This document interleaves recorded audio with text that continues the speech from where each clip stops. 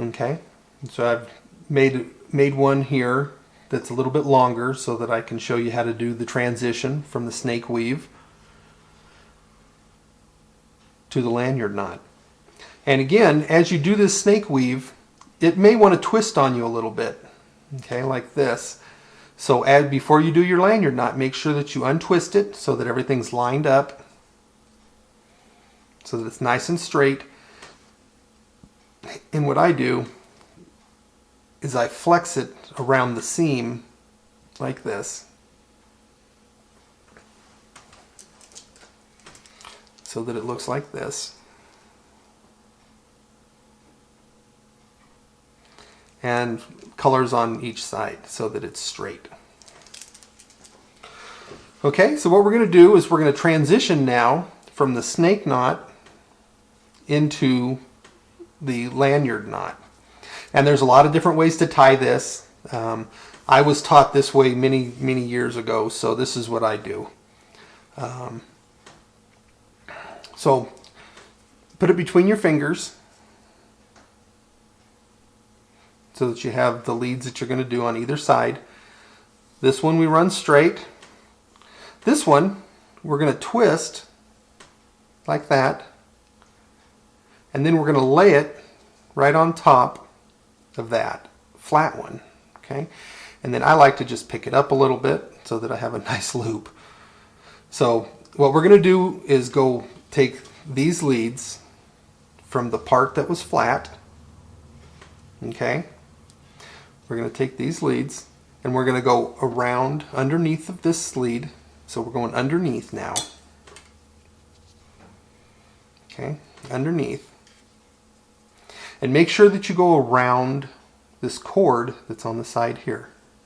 Okay, and then now we're going to go over, under, over, over, under, over. So it's over, under, over. So you can see why I like to pick that up, because then I just push it straight through. Okay. And at this point, I like to make sure that my leads are lined up correctly and not twisted. So I follow the lead colors as they come up and make sure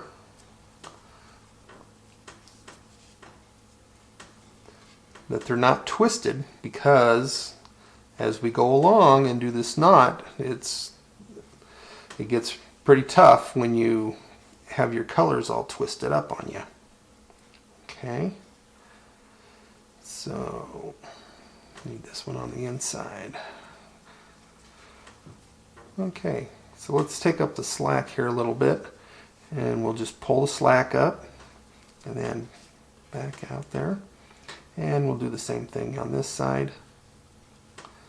Okay, so now you have what is a diamond, and sometimes this knot is called a diamond knot instead of a lanyard knot. It's also called a Chinese button knot. Just really depends on who you talk to. So now it looks like this. The little figure 8 looking thing. And the leads that we started with are now over here. And we want to take those leads and come back around. And again, we're going to go underneath the other leads and around the ones on the side. And we'll just make these so they're the same, so that's easier. Now you just make a little, right in the center, I like to give it a little bit of hole there so it's easy to get my leads up. So you go underneath, around, and then up through that hole. Just like that. Okay. And again, watch the twist on your cord.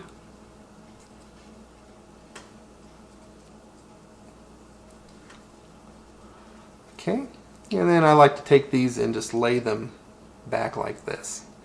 Now we're going to take this lead that we haven't really done anything with yet, and we're going to go around the other side. We've been working on this side. Now we're going to go around this piece, and we're going to, as we go around, we're going to come up through that same hole in the center that we did before, that figure 8, in the middle of that figure 8. Okay, Make sure your leads stay on this side. And then now, looks like we have a big mess, but we really don't. So now we have 4 leads coming out the center of this hole. Okay. So what we do is we put them together and we just kind of start shaping the knot as we pull. Okay. And it's typical that some of these leads just don't. See how that one kind of is a little bit longer than the rest of them? That's all right.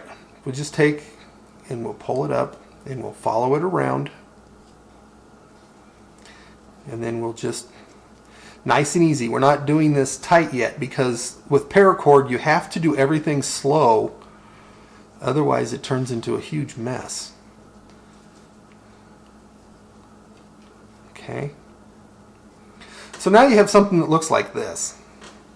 It's nice and loose. And then now is the time to double check to make sure that our cords are not crossed. Okay? And what we do is we start on one of these ends, and you'll see that it's right here. This one is those, so you can see that it moves. And we're going to keep the yellow on the outside here, and the coyote brown is going to be on this side. So then we'll just look and we'll just follow it around and make sure that it doesn't cross anywhere, and that one looks good. Okay, so now let's do the other one.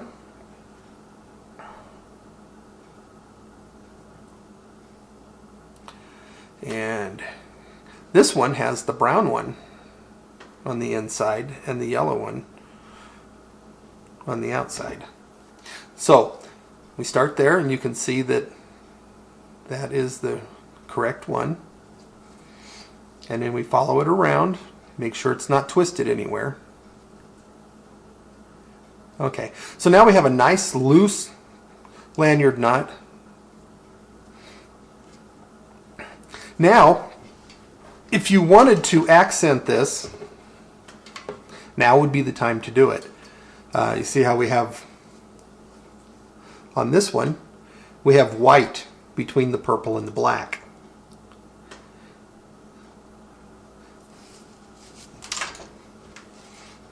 So now you would accent it, and we're not going to discuss that today, but this is the step where you would stop and you would begin to initially do that so that you can easily follow and trace these leads around to put that accent color in.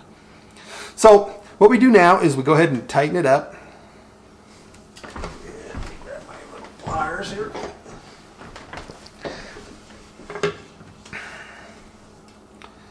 And we'll just pull it up and we'll run it around. And the first time you can do it by hand. You just trace around and pull the slack out. Not tight yet, you're just pulling the slack out. Okay, that's pretty important because if you make it too tight to start with, it's a mess. Okay, now when you pull this knot up, when you're pulling it through the center, I like to do the top or the inside one first, and then do the one that's on the outside to make sure that that lead stays underneath.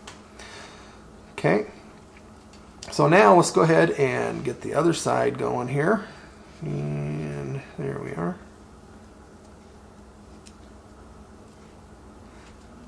Okay.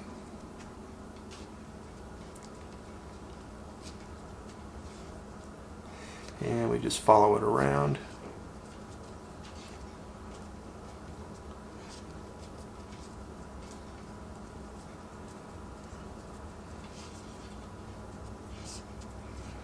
Okay, and you can just make this as tight as you want.